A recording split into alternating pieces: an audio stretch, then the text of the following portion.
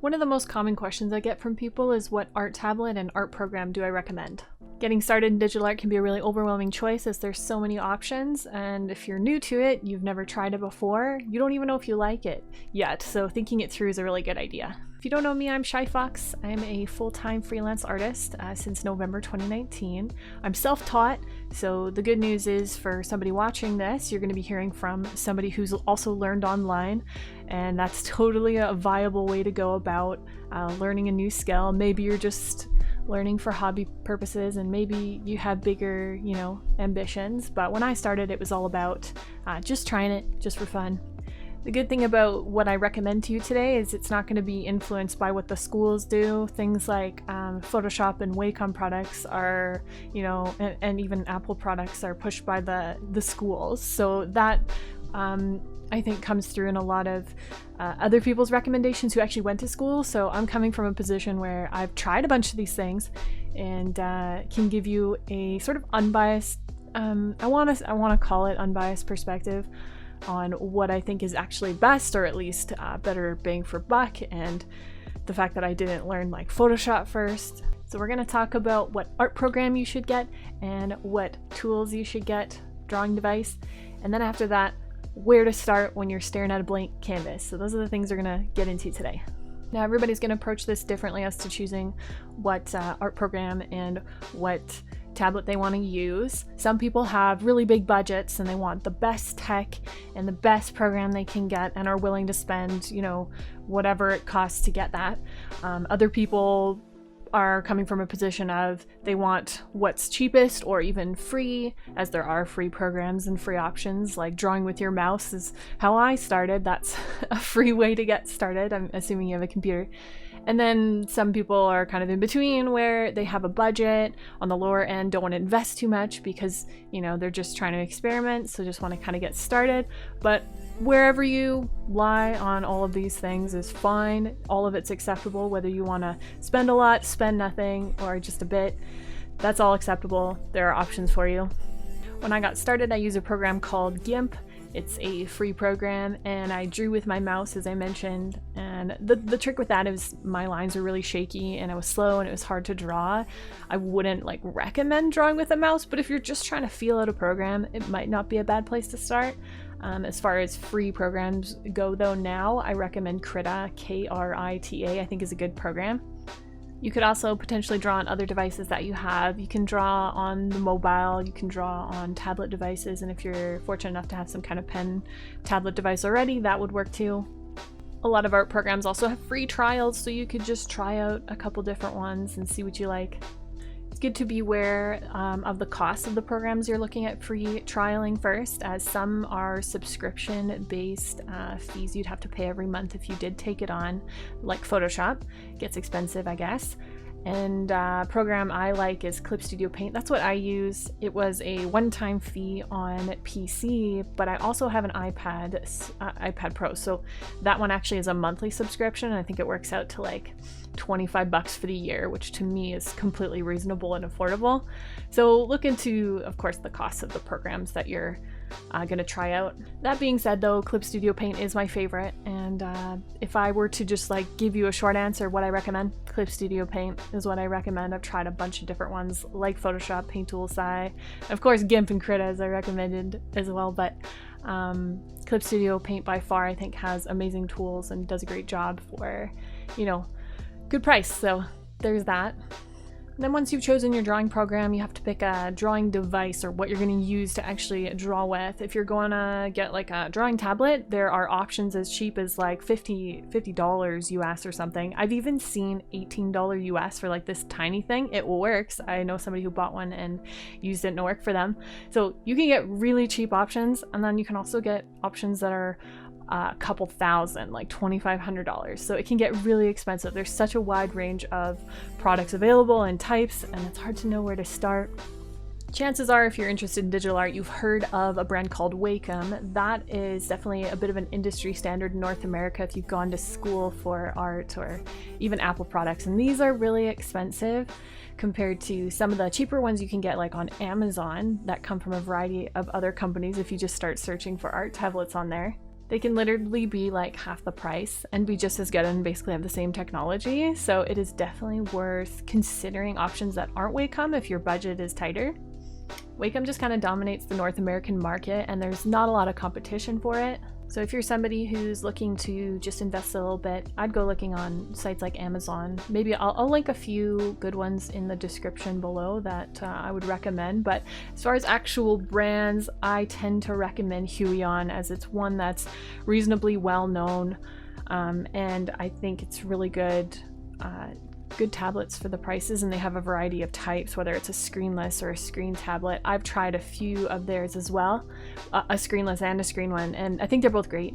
I've tried the Huion Canvas Pro 16, that's a screen tablet, and I've also tried the Huion H611, which I've actually done a review on that tablet specifically, so maybe I'll stick that in the top right if you want to actually see that tablet as a screenless one, and that one's around 80 USD. So that brings up another point of things you're going to want to consider. Do you want a screenless tablet where there's no screen and you just draw, you plug it into your PC, and you have your pad here and then you draw on it and then the cursor shows up on your computer? It can be somewhat tricky to try and coordinate, but I promise you it gets a little easier with practice. You just kind of have to get used to the feel for it, and it does get better. Took me, I remember it being like 2 weeks or something that I got used to it and was easily using it after that. When I got mine, I used a screenless tablet for like, it was like 7 years.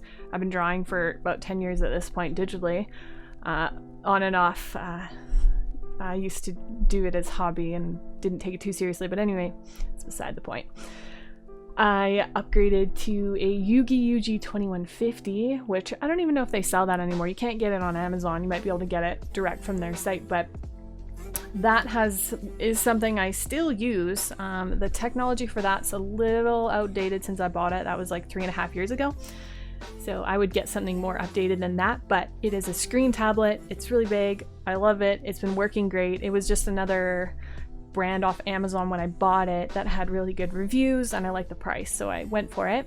Ultimately, most of us are on a budget and I want to save you guys money, so just, do some research, look on Amazon. Huion's a great place to start. Another good brand is XP Pen, that I would also recommend to you.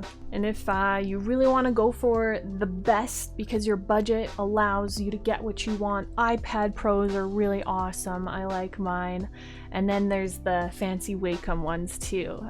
You can get devices that are standalone, like an iPad Pro is a standalone device that costs so much more because in and of itself is a computer, right? So that's going to be your most expensive options if they're a standalone device. So you don't have to like pair it with a computer or like another device like a phone or something.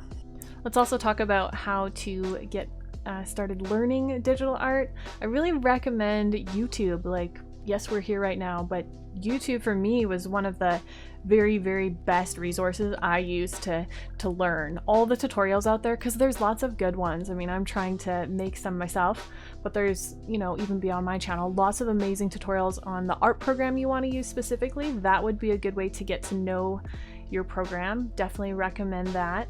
That's actually how I made the transition from Paint Tool Side to Clip Studio Paint. Is I watched it was like an 1.5-hour video explaining Clip Studio Paint, and then once I had watched that, I felt really confident to get started painting in there. So I transitioned fairly easily after that. But if you're just starting out and you need to get to know digital art programs or the one that you're interested in, YouTube is an amazing resource. And then that also goes along with just learning drawing strategies, techniques, and how to draw anything. YouTube tutorials are fantastic. And it's going to be a learn as you go process if you're self-taught like me. Learning from other artists and observing other people's work is a great way to learn. Don't be afraid to experiment. Don't be too hard on yourself. Just keep creating stuff. Not everything you make is gonna be something you're excited about. A lot of artists, I mean, the whole mental game is one of the biggest challenges for artists. So if you can do your best and not be your own worst critic, as we usually are, so just like working on that, that's gonna be one of the biggest challenges. But just keep experimenting. Not everything you make has to be amazing, especially when you're getting started. You guys should see some of my earliest artworks. In fact, I did a whole video where I compared older works to my newer works, with, it was 10 mistakes that beginner artists make, and I made all these mistakes and explained them in my work. So I'll put that link in the top right in case you want to see just basically how bad my art was when I started. So please don't be hard on yourself. We all start somewhere, okay? So you will get better. I promise you'll get better if you just stick with it, keep practicing, watch tutorials, make observations, apply those observations into your next project to try and learn, and just keep experimenting. Yes, that should do it. So finally, let's talk about, you're staring at a blank canvas. What do you do now? Well, when I start a new project, I find that the best thing to do when I'm, feeling intimidated, because I still get that way. It's intimidating, blank canvas, gotta create something. And because I create like art that is professional now, every piece I feel like has to live up to previous ones and the quality that I usually do. So there's pressure there for me as well. And so how do I get started? Well, I always go looking for inspiration from other artworks. I'll cruise around like Pinterest and Instagram and even Google just to get some inspiration. And from there, I can create like a whole,